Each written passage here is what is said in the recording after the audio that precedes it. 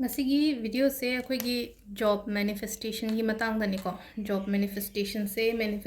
makal makal mayam budi ina share tawe ado share to busi da leina ko haide akhoi na practice tawru mayam se da yam thuna isha ga chana basu he yawe samna habada akhoi water manifestation to matam se matam lowe ka khalla se ba ta ga di belief to matam dana haide numini humni da ga phalong na phang ba hai tare ko aina pame ba wish or aina sum kanoma khallaga lairi ba poto hai tare ko ado sidasu ngasi gi se ko ai gi se keno gi ne ko job ki oina ne ko hari job se haji job ki exam thaba gumba adai thaga da ba laiba khotpa dumaina oiraga di khambra sumaina aham bada chi ama khak lore ko chi se plain oigera line ching boy gera ka shukai de ko ado aina line ching boy na lore ado circle ama ko green color na ko green color na circle ama sembira se sida ishagi maming isi ko sida samna haibada ai maming harsene ko ado ai maming se sida ireba thobe na ko a t h o i b i ko sida athobi ire aduga sida I doi se ko hadi ai gi job se phange ne I doi ne ba sida ko thobi has got her dream job now ko sida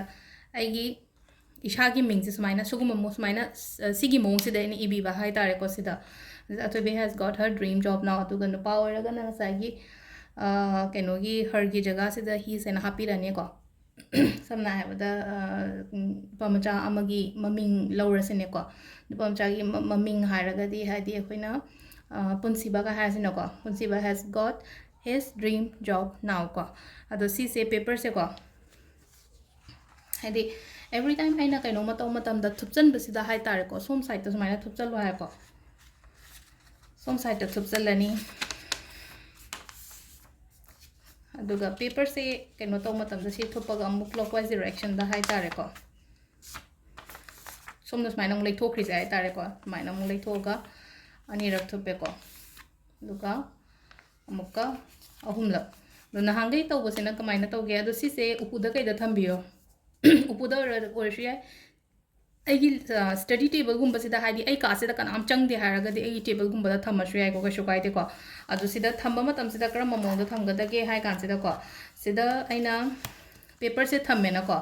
paper se thamaga akoina black tourmaline has stone ama lai bane ko black tourmaline se smaina tumbles ki mawong da su lakani ko aduga sigi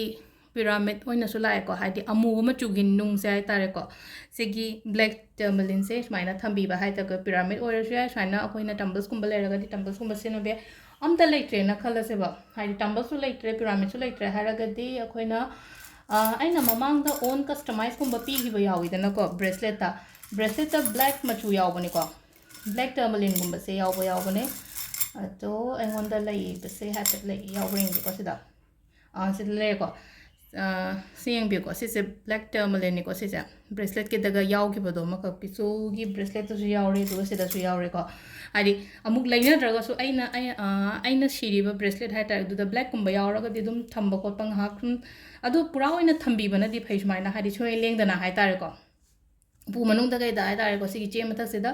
aina black tourmaline gi bracelet crystal any kind of hai ta ko hari hase ki black tourmaline si ki thambi ba hai ta re ko ro kano lai ra ga na lai re laitra ga na hai di bracelet kumba mai na thambi ba hai ta re ko adu ga amuk kai kamaina kai to ga dam no hai kan si da ne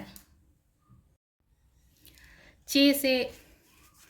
aina nuti gi lau tho ga pa doi ni ko hai se ko ado aina lau tho ga amuk pa ra ga hai ta re ko aduga amuk hai tare ai gi dream job se ina phange hai bai keno da ko amuk keno to raga si se thupchale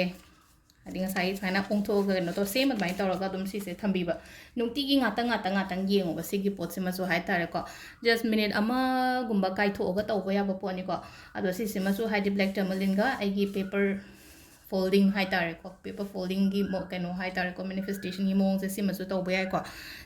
si se ha petang try to job yengi ba ngang gi wena ha raga di ko thank you